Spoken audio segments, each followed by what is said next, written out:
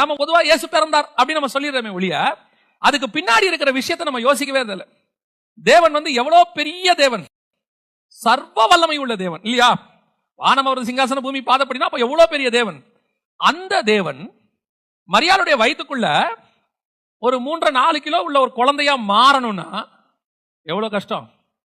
நம்ம பொதுவா அப்படியே குறுக்கிக்கிட்டு எவ்வளவு குறுக்கினாலும் நம்மளால என்ன செய்ய முடியாது. ஒரு லிமிட்டுக்கு மேல தேவனால முடியும், ஒரு சர்வ வல்லமை உள்ளவர். ஆனா யோசிச்சு பாருங்க, அந்த வானத்தையும் பூமியை உண்டாக்கின தேவன் இன்னைக்கு வானத்துல இல்ல, பரலோகத்துல இல்ல.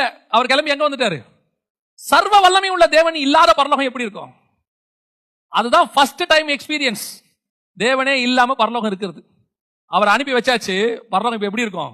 பரலோகத்துல ஒரு மிகப்பெரிய அசைவு எப்படி இருக்குன்னு யோசித்து பாருங்க. இப்ப அவர் இறங்கி வராரு.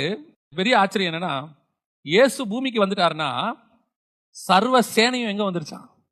பூமிக்கு வந்துருச்சு. அவர் பிறந்த அன்னைக்கு சர்வ சேனை எங்க இருக்கு? பூமியில இருக்கு. அதான் நான் சொல்லுவேன், இயேசு இருக்கிற இடம் எதுவா இருந்தாலும் அந்த இடம் பரலோகமா மாறிடும்.